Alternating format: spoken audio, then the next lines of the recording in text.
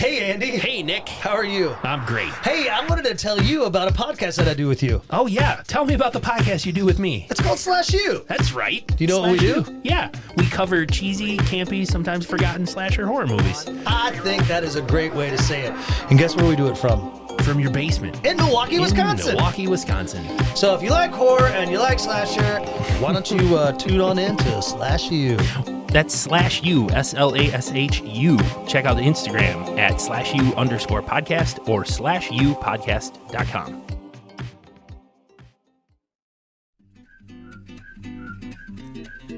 Are you crafty? Do you care about the environment? Then you should check out Crafty Stars Studio.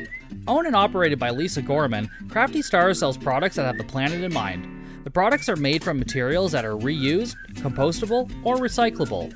Go to craftystarsstudio.ca and check out the amazing selection of products today and support a small business that supports saving the planet. I'm a sea king, a CGI thing. I'm here to eat and bare my teeth and shake a tail fin. A bikini babe, catching a road wave. A big surprise, I'm gonna rise and flash my tooth cane. All the buff dudes, safe on the beach food. They're gonna need a bigger boat and barrels real soon. I'm a sea king, a CGI thing. I'm here to eat and bare my teeth and shake a tail fin. I'm only taking a ride. Lured in by your bucket and shove. It's one weakness I can't hide. Take me to your bucket and shove.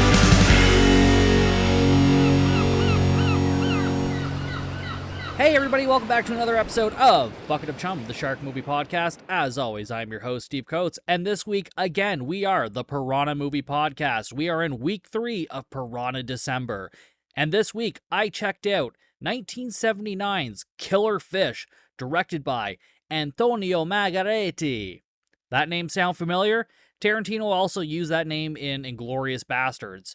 When they go undercover in the movie theater, like towards the end of the movie, and they're pretending to be Italian, Antonio Margheriti is one of the names that they use. But anyways, this movie also stars Karen Black and Lee Majors, so a couple of heavy hitters. Karen Black, you know, she's a horror movie icon. Like, she's been in so many things. Trilogy of Terror, oh my god.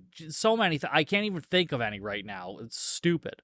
Lee Majors, he was a big TV star from like the 70s and whatnot. I think he was the $6 Million Man? No, that was somebody else. Or was it? I don't know. He was also in a movie, Out Cold. I think it was early 2000s with Zach Galifianakis. Anyways, let's get into a plot synopsis here. Jewel thieves attempt to recover treasure from piranha-infested waters. Mistrust and betrayals happen amongst the gang in the quest for gold. I find that plot a little, well, it's not super misleading. They're not looking for gold. They're looking for jewels. So it's a minor detail, but I don't know why so many of these movies have details that are just like completely fucking wrong. And it doesn't matter whether I look on Letterboxd or IMDb. It's always the same thing, but I don't know. I'm rambling on here. Getting into the poster expectations. So there's a few posters for this one. Each of them are great in their own way. Just classic hand-painted or drawn or whatever, however they used to do it. Like 70s, 80s adventure movies. Maybe even like a little 60s vibe in some of the posters.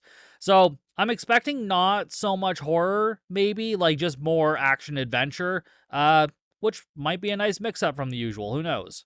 So this has an average rating of 2.2 stars on Letterboxd. So, I mean, it doesn't sound too bad. Let's see how it is. So, there's nothing else left to do, but let's dive in. So we start off with a couple of guys playing an enormous game of backgammon. Like, this thing is fucking oversized and huge. And then we immediately cut to Lee Majors, Karen Black, and 2 other people planting explosives and blowing up some facility and a bunch of trains. And then they go through some hole in the fence, and then like these military or like security personnel and helicopters start looking for them as like more explosives are going off in the background. As they're running through this base and the explosives are going off, it's a mix of like models and possibly rear screen projection. So like a lot of practical elements. And so far they actually look really good. Like this movie feels like it has somewhat of a budget. I don't think I looked up what the budget was, so I'm not sure, or if that information's even available, but it looked pretty good. They climb up some silo, and then they shoot a zip line across to another building, and then we keep going back to this big-ass fucking backgammon game, and, like, I don't know how backgammon is played, so, like, this was super fucking boring. Anyways, back at the facility, ambulances and fire trucks arrive at the facility, and we see the thieves breaking into a safe, so I assume the explosions were just as a fucking distraction for them to rob the safe. They break in, and then they start looking through some jewels and picking some out. I don't know why they're being picky, like, just fucking take all of them. What are you doing? Oh, no, I'm not much of an emerald or ruby man myself. I mostly am into diamonds and blah, blah, blah. Get fucked. But the silent alarm for the safe goes off, and so now this facility knows that they're being robbed. The police bring in some German shepherds and have them sniff around, and then the thieves escape the facility through a fence and they drive off in a van that's waiting for them. And then the 4 thieves are dropped off near the water while the driver drives off. They get to a dock, and then they toss this fucking lockbox into the water with a buoy attached, which is actually kind of smart, and then they head off. The chopper that's chasing them spots the van and it starts chasing it. And then the van driver sets a timer on some dynamite and then he keeps driving until there's like 2 seconds left and then he jumps out and the van fucking explodes. The thieves head down to a boat and drive off as the police search the burnt van and see there's no sign of any bodies, so they head for the lake to go search for them. The driver is injured and he's just walking through the jungle as the police pursue him with the dogs, but the dogs just kind of end up leading the police to like the water's edge, and then they stop. So somehow these dogs aren't very good at their fucking job, so they're gonna have to get fired, unfortunately. On the water, the thieves are stopped by a police boat, and they're all dressed like tourists now that they're just, like, they just look like they're out there fucking fishing. And then the police ask for their licenses, and then they show them some fish that they caught, and then the police have them cut open the fish, and then Karen Black's character, Kate, says, like, oh, you don't have to do that, the hotel does that for us. Just trying to sound like a rich, bitchy fucking tourist. Love it. I just love everything that she's in, really. Easy Rider, she wasn't in that for very long, but it's one of my favorite movies, though. Anyways, the fuck was I talking about? Oh, so we go back with Backgammon Man and his opponent, and they overhear about the jewel heist, and the guy who was winning, we learn, used to be employed for this mining operation that the jewels were stolen from. And then one of the other guys says it's a good thing he doesn't work there anymore because it looks like it was probably an inside job.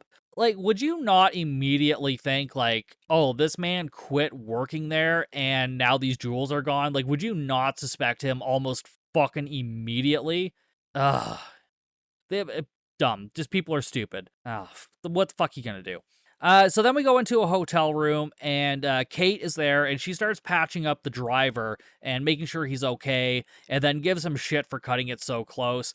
And then as she's talking to him, it sounds like he's maybe a stunt driver or a daredevil or something. And then we see Kate and Backgammon Dude, who's actually her husband, Paul. The other thieves, Lee Majors, I can't remember what I just said. Again, I'm fucking stoned. I'm so sorry. This is going to be weird again. Anyways, Lee Major's character, his name's Robert. And then the other ones, I don't remember the other 2 characters' names. They all sit around and discuss that they need to wait 60 days before recovering the jewels. But the other 2 guys, who are brothers, say they don't want to wait that long, but like they have to wait until the heat is off. And like this plan is actually fucking brilliant. Like, for fucking once in these movies, these people are playing it smart. For now, but still, like, it's one of the better plans I've actually heard of. I'm pretty fucking impressed. We see a plane land, and then a woman named Gabrielle and her husband Ollie come out, and they're on their honeymoon, and they're with a few other fucking people. And then Ollie starts taking pictures of Gabrielle, and then these other people get out of the plane. It's a man and a woman. And I think they're all there to, like, photograph this model or something. Gabrielle is the model. And then I guess Anne is her manager, maybe. Anyways, we hear someone say the model graduated from modeling school of Helen Keller. And I'm just like, what the fuck? I don't even know what that means. Are they saying she's ugly or just doesn't know how to model? Because the model is a babe. Her husband, Ollie, though, not to shame, but he's this big, sweaty guy, kind of like me, and he marries, like, to the equivalent of Margot Robbie. You know what I'm saying? Like, I don't know. And he doesn't even seem like that nice of a guy. He just seems like kind of a douche.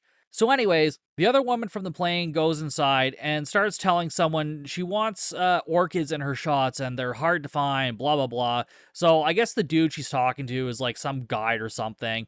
And so they go to the hotel owner's office to discuss money. Robert runs into the model and they start making fucking googly eyes at each other for a moment. And then Ollie is being shown to his room. And I think Ollie is gay. The way he is acting just makes me think that he is gay.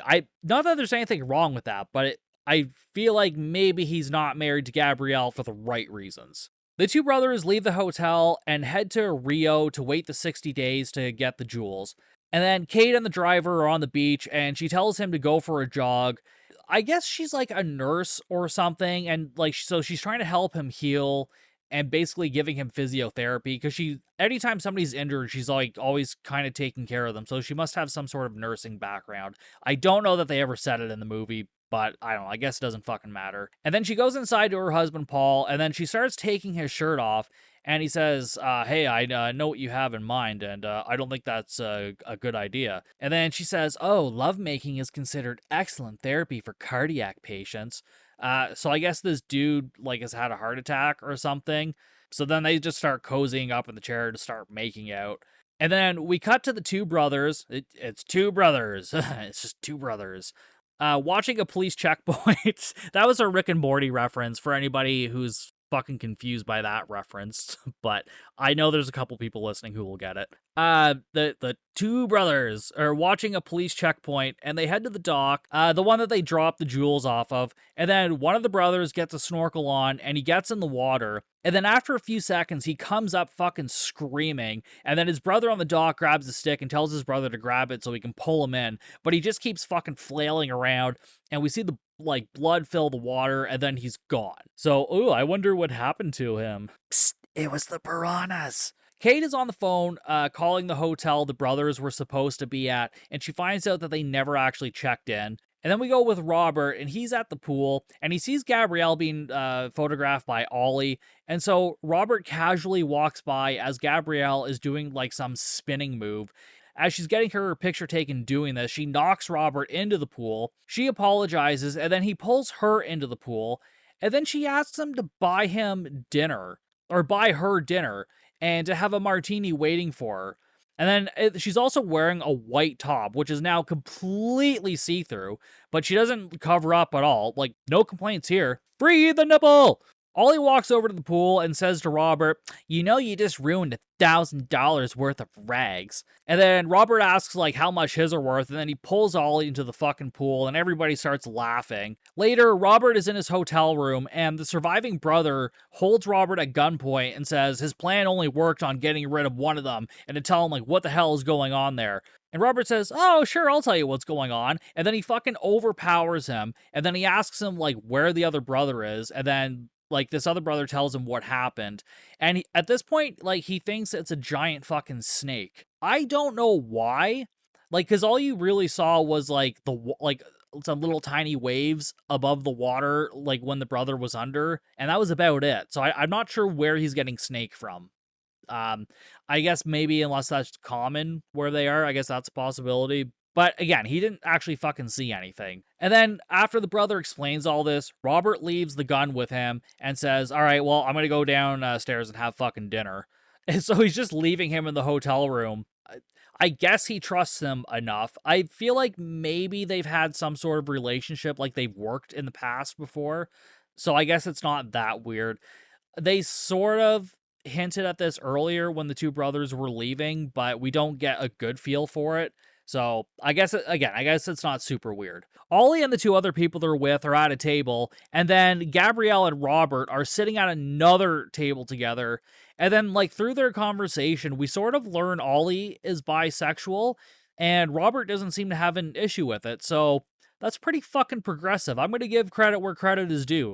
1978, and they're being accepting of this, especially in a movie. I'm impressed. So good for them. A waiter comes over and tells Robert he has a phone call, so Robert goes to the front desk, and when he gets there, Kate is waiting for him, and she says, I'm the telephone call. And then she asks if she knows where the brothers are, and he says, yeah, they're in Rio. And then she tells him about calling the hotel and that they haven't checked in, and that they're probably after the emeralds and all the other jewels. And then Robert says, I trust them. And then Kate says something about bisexuals. So maybe she was insinuating like he's bisexual. I don't know. She's being fucking rude about it though. Anyways, she leaves, and then Gabrielle is right there, and she says to Robert that his 3 minutes are up. Fucking pushy much? God damn. Like, oh yeah, your 3 minutes are up. Dude, like, he said he was on a phone call. Like, rude. A bunch of people watch a ceremony being performed outside, and the other plain woman, Anne, tells Robert that it's a ceremony performed for love or some shit, but also used to kill. So I don't know what this ceremony is, because it just seems to be a ceremony for literally everything, because they list off a bunch of shit. Oh, it's used for this, used for this, used for this, and it's like, okay, it's whatever. I don't know why this was important. It's not. It's not. Anyways, Kate checks the driver's room, but he's not there. So she goes to the dock and she hops in a boat. And then as she's driving, Robert jumps in and says there's a chance that she may be right. So I guess he's agreeing with her that there's the possibility that the brothers might be after the jewels, which he already knows that they were. And, fuck if I know, man. Anyways, we're with the brother and the driver at the dock, and then the driver asks the brother where the jewels are, and then the brother points out, like, around where they were dropped off, and then, like, fucking everyone is double-crossing each other here. It's insane. I think maybe the driver, held the brother at gunpoint. I don't know if there was a scene missing, or I fucking zoned out. I don't understand how they got here. Like, they don't really tell us or show us. Again, unless I fucking zoned out. But anyways, the brother says whatever got his brother came from the middle and it came fast. And again, he thinks it's still a fucking snake at this point. The driver goes in and he comes back up screaming. And the brother tries to pull him in, but he's accidentally shot with a spear gun by the driver and he falls in the water. So I guess since the driver thought it was a snake, he just brought a spear gun with him. He's like, yeah, if I see it, I'll shoot it and it'll be fine. But it's a bunch of fucking piranha, so you're fucked. Kate and Robert arrive just then, and then Kate starts screaming to help them, but Robert says it's too late, and then she starts fucking running off. So she runs to Paul, and she sees him standing in front of a fish tank filled with piranha, and she says, "You did it. You put piranha in the dam." And he admits it fully, and he says there must be tens of thousands by now, which is, that's way too many, dude. That's way too many fish. Like, you could have gotten away with a couple hundred, maybe, but tens of thousands? God damn, that's just reckless and irresponsible. And then she says he just murdered the other 3 guys, and then he says while they were being punished, she says they didn't know, and he says they knew the consequences. How the fuck would they know the consequences if they didn't know there were... whatever. And then she tells Paul that she feels betrayed, and then he should have told her that. And then he points out where would the jewels be if he hadn't protected them. And again, this plan, genius. Like, I don't get to say this often. Like, even though it's diabolical and, like, pretty fucked up, it's still genius. Like, again, most of the time when I'm watching these movies, it's all fucking nonsense or bullshit, but this plan is, like, pretty fucking solid so far. I'm very impressed. And not only that, it's definitely, like, a co-Italian production. And the fact that this movie is actually making sense for the most part so far is insane to me. But I'm really enjoying it. But let's dive back into this. Kate then tells Paul she's getting Robert, and he needs to tell him everything he just told her because they both just watched those 2 guys die. She says they need to stick together or they all lose. Paul doesn't seem very happy by that. And then Kate walks into Robert's room, and Gabrielle comes out wrapped in a sheet. So, yeah, I wonder what they were up to. But she says Robert is out fishing, and then they get catty with each other, like, oh, yeah. You know, like, when 2 female characters interact in an old movie, and it's like they're just bitchy at each other because that's what they thought girls did. I mean, true, it does happen sometimes, but yeah, that's what's going on. Like, I don't know if they both like Robert, or if Kate just doesn't like Gabrielle, or I don't know. Anyways, Kate leaves, and then Gabrielle goes back to the shower where Robert is actually waiting for her. And then Kate goes back to Paul and tells him Bob is underwater fishing. And Paul thinks he's also after the jewels now, so the partnership is officially dissolved. Like, god damn, the dude just wanted to get laid. Man. And then Kate then says that she knows he was hiding in the shower, and it was just his way of showing he doesn't approve of what they've done. Like, okay, fucking what? He doesn't even know what's entirely going on yet, I don't think. So, like, why the fuck would you assume that? That makes absolutely no sense. So, remember when I said this was starting to make sense? Yeah, it's starting to crumble a little bit here, but I don't know. It's okay so far. So then we cut to Gabrielle jumping into the water off a dock as Ollie takes pictures, and then she gets onto a boat with the rest of her crew, and they drive off down the river with that guide that Anne was talking to at the beginning of the movie. And then we also see Paul and Kate are out on the water on their own boat. The guide points out that it might rain, and the manager lady Anne says, "Oh no, not before we're done our photo shoot." Oh, yeah, and because your fucking photo shoot's so goddamn important, Mother Nature's gonna be like, "Oh, we can't rain yet. Anne's got her fucking photo shoot to do." Idiot. So, they pull up to an island, and they have some shrunken heads that are fake set up on, like, stakes or whatever. And then one of them even points out, like, shrunken heads were never in Brazil. And Ollie just says, "Oh, but it's art." Whatever, Ollie. You're a fucking idiot. Do what you're gonna do. Paul and Kate get to the dock, and then Kate is in a wetsuit, and she gets in the water, and she dives down, and this is the first, like, real bit of underwater photography we get, like, finally. So she's searching around for the jewels, which she can't see are behind her, and she keeps coming across, like, bodies. So she comes across one of the bodies, which is all chewed up, and then she comes across another one, and, like, it's a skeleton with, like, a little bit of meat hanging off of it. It looked pretty good. I really liked it.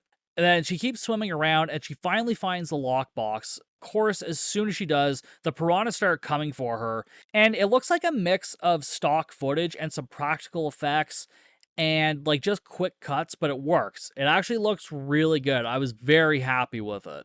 She starts spraying a bunch of shit around to scare the fish off, and then she surfaces with the lockbox, and then Paul pulls her up and the box, and she takes her mouthpiece out, and she's, like, freaking out and fucking screaming, and Paul calms her down and tells her, like, we're done, like, that's it, that's all we need to do.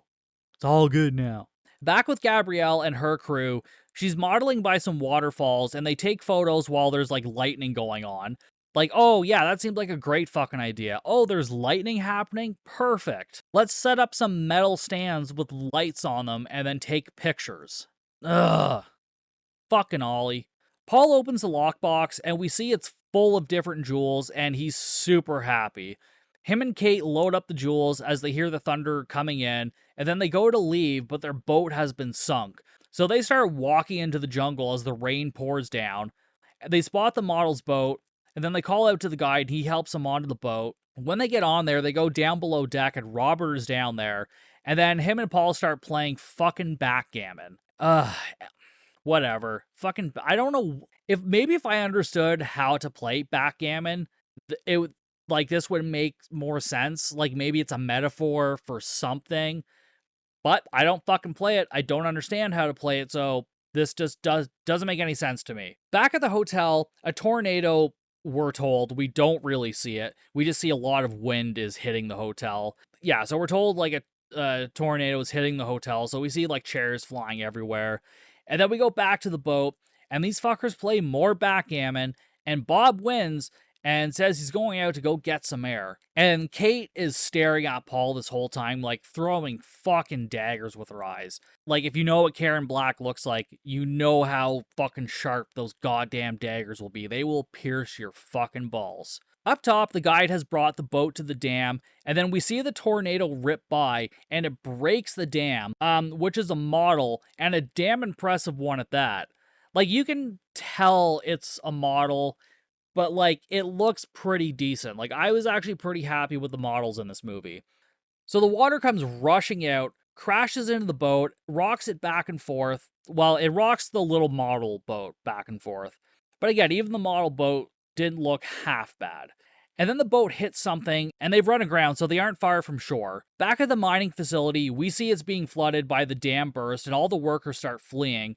And again, we get some really nice model work here, and the shot goes on for quite a while. They show the water flooding the mining facility. And again, Like, I know I keep saying it, but the model work was so good, and there was a lot of it in this movie. So I think that's where a lot of the budget went to, was probably doing some of the practical effects. In my opinion, fucking money well spent. Back on the boat, the crew is working to patch up all the holes. As Bob is working to patch up one of the holes, Paul picks up a fucking wrench and goes to take him out, but Bob blocks it. They start brawling. Is this really the fucking time to be doing this? Like, you guys are about to sink. Like, work together for like 20 minutes, and then you can go fucking kill each other. They stop after they hear some screaming from outside, and then Bob says, like, on shore, I'll be waiting for you. And then he goes up top to see what's going on. One of the boat crew has fallen into the water and is being attacked by the piranha while Kate watches in horror, so she's the one that was fucking screaming. The boat captain or guide jumps in to try and save the man, but it's too late. And then they manage to get the boat captain back in the boat, like before he's completely eaten, but he's had a few little nibbles on him, little nibs. On the boat deck, they see a fish flopping around, and one of them goes to touch it, and Anne is like, "No, it's a piranha." I don't know how Anne knew it was a piranha, but I don't know. Maybe she knows fish really well. Maybe. I don't know. Bob hears this from inside, and he looks over at Paul, and so now he knows exactly what's going on. So I guess they all knew that Paul had piranha in fish tanks at the house that they were at before. So I guess when he hears that, he knows, because I guess piranha aren't native to this area. So I guess that's how Bob knows that Paul is like fucking responsible for all this. The captain says the boat is going to sink, but Paul says they'll get everyone to shore before that happens. He doesn't have a plan for it, but he's fucking sure of it. Back at the hotel, a kid is playing near the water while everyone else is cleaning up around the hotel, and then he falls in, and a bunch of people come to his rescue, and they discover the lake is full of piranha. So, like, he got, like, his feet nibbled on, I guess. He was fine. It would have been nice to see a little bit more violence, but I guess the implied child violence is good enough. The hotel owner goes and tells a dude that's been hitting on Anne, like, the whole movie, that there's piranha in the water, and they need to go warn Max, who's the boat captain, about them before it's too late. And they hop into his plane and fly off. Little do they know that it is already too late. On the boat, Robert has made a small raft to bring people to shore, and then everyone argues about who's going, who's not, because they don't want to leave the jewels with one person or the other. So the first people to go are Ollie and Anne, and as they leave, someone points out they can't paddle with their hands. They need something else. Fucking duh. Literally nobody thought of that until they were already on the water. Jesus Christ. So Robert throws them a piece of wood and they use it as a paddle, but they just paddle in fucking circles. And then Ollie's like, "It's not gonna work. It's not gonna work." And then they start tipping the raft. Ollie falls in, and then he's being eaten alive by piranha, like, almost fucking immediately. And then we just see him bob up and down as the fish nibble on him. So I think they used, mixed this footage with footage of real piranha feeding on some meat. So it was pretty cool the way it was intercut. I absolutely loved it. It was so fucking good. Anne tries to help him, but he's fucking dead. So she jumps off the raft and swims to shore, and manages to make it with only a few bites, because she stupidly stopped like 5 feet from shore and just stood in the fucking water. Here's your dunce hat, Anne. Jesus. So she yells at the boat, and she says she'll go and get help, and she runs off. The boat crew later on hear the plane above, but the plane hasn't quite seen them yet. And then as Anne is running through the jungle, she hears the plane too, and then she manages to get to an opening and wave to the plane, and they spot her, and she points towards the boat. And Max, that's the pilot's name, heads to the boat, and he radios the position of the boat and asks for help, but no one is available because most of the boats or helicopters are helping at the mine. Max has the hotel owner drop a rubber raft from the boat, but he misses, and the raft sinks. So it's like one of those inflatable rafts, but he didn't pull the cord, so it didn't inflate in time. So he throws another one, and it opens properly, but it's like 40 feet away from the boat. Max tells the hotel owner that he has to land, so he finds a dodgy spot, lands the plane, but he breaks the wings off the plane, and it fucking catches fire, and runs to the burning plane, manages to help the men out. They run away as the plane explodes, and then they start heading towards the beach. The boat crew see the explosion and assume the worst, and then the boat is taking on more water. And so they gather some carbide lamps, because they explode when they come into contact with water. What a great thing to have on a fucking boat that drives on water and that probably often gets rained on. Oh, I don't know if these are real or not. I didn't look it up, but I'm just like, okay, if these things are so reactive to water, why? Why do you have them on your boat? I don't understand it. I just don't get it. But I'm not a fisherman, so maybe I'm stupid. So Paul starts throwing some of these in the water, and we see it explode and kill some of the fish around. Bob throws a bloody blanket in the water, and then Paul throws some of the lamps in the water, and then Bob starts swimming, and he finds the raft that sank, but the fish find him, and he's attacked, but he manages to bring the raft back onto the boat. And then Paul pulls a gun out and tells everyone to get comfortable, and even Kate says she doesn't want to leave everyone. And Paul hands the gun to her as he gets in the raft. And then after her and Bob exchange a few words, she turns around and Paul has fucking rowed out away from the boat and then tells Kate there's nothing wrong with his heart. He made it up because he figured she was just going to steal the jewels after he died anyways. But, like, there's nothing wrong with him. I don't know. This dude came up with scenarios that didn't need to happen or, like, weren't going to happen. But, again, kind of fucking genius. Most of this plan has been pretty fucking impressive. Kudos to you, Paul. He really sat down one day and, like, really thought this out. Or, like, planned it for years, I guess. But, like, he thought of fucking everything. Well, almost everything. Kate points the gun at Paul, and he says she wouldn't. She pulls the trigger, but the gun is empty. Paul says goodbye, Kate, and he rows away. And then Bob jumps into the fucking water and starts swimming to the raft. He reaches Paul, they struggle, and all while Bob is fighting off Piranha as well. And while he's being nibbled on, he still struggles with Paul, who's still on the raft. So, like, Bob sort of gives up, and then he somehow manages to make it back to the boat. And the piranha have chewed a hole in the raft, and it starts to sink. And Paul starts to swim/walk to shore with the jewels in hand.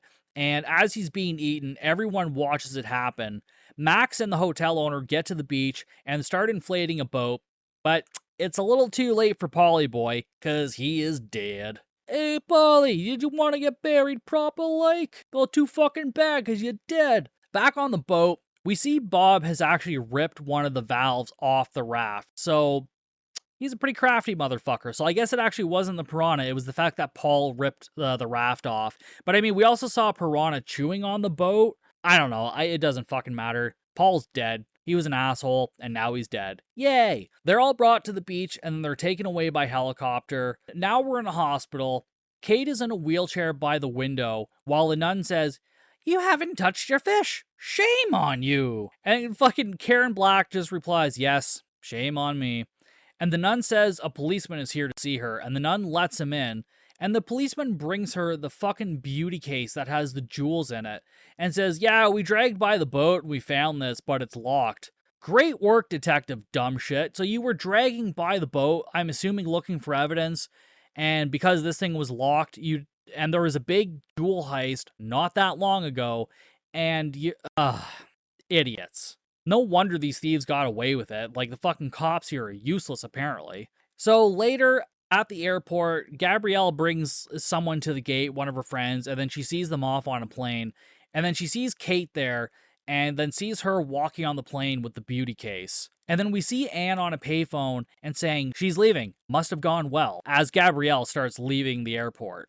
On the plane, Kate is opening her beauty case, and as she's struggling, the man beside her offers to help, and he manages to open it for her, and she looks inside, and the jewels are gone. Outside the airport, Gabrielle gets into a car and hands Bob the real beauty case with the jewels inside. Bob finds a note inside the case, and it says, "Just in case." Ah, yes it is. It is just in a case. Moving on. The letter says, "Congratulations on a job well done. I've kept the missing half." Fair enough. And Bob watches the plane take off and says, "Fair enough." Gabrielle then drives the car and we roll credits. So, just that last part. Like, if she stole half the jewels, why didn't she just steal all of them? I don't know. I guess just a bit of an insurance policy, like in case something did happen, at least you had something. So I guess that's kind of smart. Yeah, smart enough. That was Killer Fish. So there's not a ton of piranha action in the movie, but I definitely compare this movie to a movie like Venom. Not the one with Tom Hardy, not the fucking Spider-Man one. There is another movie from the 70s or 80s. I'm pretty sure Klaus Kinski is in it. But it's about these guys robbing a house or something, and the owner's pet snake gets loose, so they're dealing with, like, the cops outside, but there's also a pet snake that's loose in the house. So it's kind of like that. It's not the main focus of the story, but it's definitely an element of the story, and I think this movie played it out really well. Even though there wasn't a ton of piranha action, I really liked the movie. The plan was thought out well, the actors were great. I mean, Lee Majors, Karen Black, I got nothing to complain about there. And overall, it was very competent. The model work was fucking great. As far as poster expectations, like, I think they were met. Like, I don't think the posters promised anything that wasn't a part of the movie. Like, it pretty much delivered on everything that I was kind of expecting. Honestly, I think this movie is criminally underrated, and I am giving it a full 3 stars. It was entertaining, cast was great. As I said, for an Italian movie, there wasn't a whole lot of complete fucking nonsense. So, yeah, 3 stars on Letterboxd. That was Killer Fish from 1979, directed by Antonio Margheriti. As always, you can follow me on all of the social medias. Facebook, Instagram, TikTok, Slasher, all at Bucket of Chum Podcast. And if you want to support the podcast, go to patreon.com/Bucket of Chum. Each month, you get a brand new episode exclusive to Patreon exclusive episodes, and it's only $2 a month. And wherever you're listening to the show, it would really mean a lot if you could rate and subscribe or leave a review. It really helps the show out. And I will see you guys next time for an all new episode of Bucket of Chum.